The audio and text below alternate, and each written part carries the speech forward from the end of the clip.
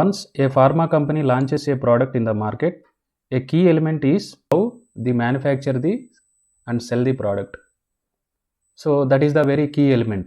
And then pharma industry operates in high risk, high reward environment. Obviously, ఎందుకంటే R&Dలో చాలా invest చేసి ఉంటుంది.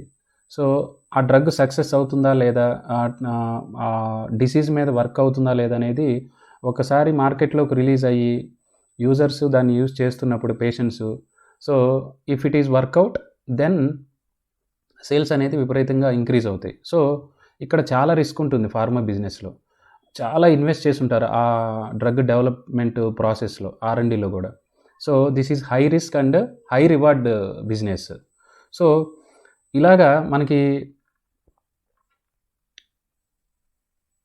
Pharma companies with high EBITDA in Q3 financial 24, అంటే ఇప్పుడు నడుస్తున్నది Q4. ఈ Q4 ఇంకా మనకి ఫిగర్స్ రాలేదు. Q3ని చూసుకుంటే మనకి like September to December month కొన్ని ఫార్మా కంపెనీస్ని నేను ఫిల్టర్ చేశాను. అంటే ఆ క్వార్టర్లో రెవెన్యూ ఎంత జనరేట్ చేసింది, ఎట్లనే ప్రాఫిట్ ఎంత జనరేట్ అయింది అనేది నేను ఫిల్టర్ చేశాను. అందులో ఇక్కడ చూస్తే మీరు name of the company Concord Biotique, Eris life Science, Natco Pharma, Advanced Enzymes, Blue Jet ఇలాంటి కంపెనీస్ నాకు EBITDA మార్జిన్ ఎక్కువ పర్సంటేజ్ ఇచ్చింది. EBITDA అంటే ఏంటి? Earnings before interest, tax, depreciation and amortisation. So ఈ ఎర్నింగ్స్ ఇవన్నీ క్యాలిక్యులేట్ చేయకముందు ఉన్న పర్సంటేజ్. సో ఆ క్వార్టర్లో ఎంత రెవెన్యూ జనరేట్ అయింది, ఎర్నింగ్ ప్రాఫిట్ అంటే మార్జిన్ అంటే ఏంటి? మార్జిన్ పర్సంటేజ్ ఆ quarter revenue profit divided by revenue, అదే పర్సంటేజ్. సో 44%, 36%, 35% ఇది Concord Biotique, Eris life Science ఇలా మిడ్ క్యాప్ స్టాక్సే నాకు మార్జిన్ పర్సంటేజ్ ఎక్కువ వచ్చినాయి. సో సన్ ఫార్మా, సిప్లా, రెడ్డి ల్యాబ్స్ ఇలాగా లార్జ్ క్యాప్లో ఉన్న కంపెనీస్ మంచి మార్జిన్స్ ఇచ్చాయి, కానీ వాటికంటే ఎక్కువ మార్జిన్స్ ఈ మిడ్ క్యాప్ స్టాక్స్ ఇచ్చాయి.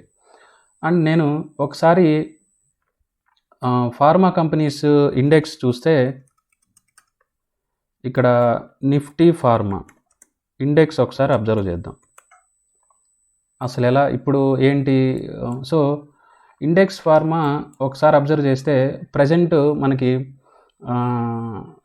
బాగా రెసిస్టెన్స్ దగ్గర ట్రేడ్ అవుతుంది ఎంటైర్ ఫార్మా ఇండెక్స్. అంటే ఇప్పుడు కొత్తగా పొజిషన్స్ తీసుకోవచ్చా లేదనేది చెక్ చేసుకోవడానికి ప్రజెంట్ ఇది రెసిస్టెన్స్ దగ్గర ట్రేడ్ అవుతుంది. అంటే ఎక్కువగా లార్జ్ క్యాప్ స్టాక్స్ ఫార్మా స్టాక్స్కి ప్రిఫర్ చేయకూడదు, ఎందుకంటే ఇక్కడ మీరు చూస్తే ఈ రెసిస్టెన్స్ బ్రేక్ చేయాలి, లేదంటే సపోర్ట్ లెవెల్కి రావాలి. ఎంత ఈ రెసిస్టెన్స్? అరౌండ్ 19,395 ఇండెక్స్, ఇది బ్రేక్ అవ్వాలి. సో ఇది entire pharma index performance present status. అలానే ఇప్పుడు నేను లిస్ట్ అవుట్ చేసిన వాటిల్లో ఇప్పుడు మార్జిన్స్ బాగా ఇచ్చినాయి Q3లో అన్న వాటికి ఇప్పుడు బై టైం ఏమన్నా ఉన్నాయా అని చెక్ చేస్తే ఒక నాట్కో ఫార్మా వచ్చేసి ఇప్పుడు ప్రజెంట్ బై చేసుకోవచ్చు. ఎందుకంటే నాట్కో ఫార్మా మనకి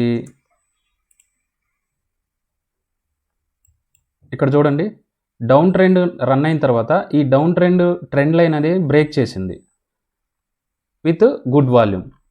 సో ఈ ట్రెండ్ లైన్ బ్రేక్ చేసిందంటే డెఫినెట్గా మనం బై చేసుకోవచ్చు Natco Pharma. Again near support level మనకి 3 స్టాక్స్ ఉన్నాయి. అవేంటి?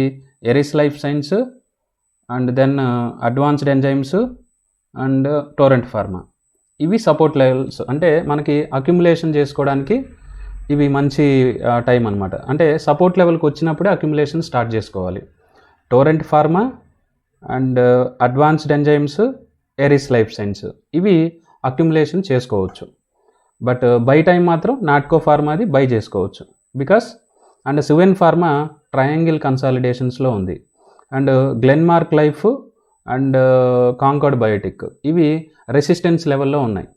సో ఇక్కడ నేను ఏ ఆపర్చునిటీ చెప్పాను? నాట్కో ఫార్మా ఒకటి, అడ్వాన్స్డ్ ఎంజైమ్స్ ఒకటి, టోరెంట్ ఫార్మా ఒకటి. సో ఇవి ఇప్పుడు అక్యుములేషన్ చేసుకునే time.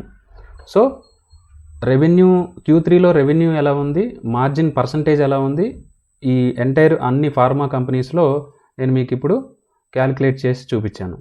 So this is about short analysis in entire pharma index and opportunity levels.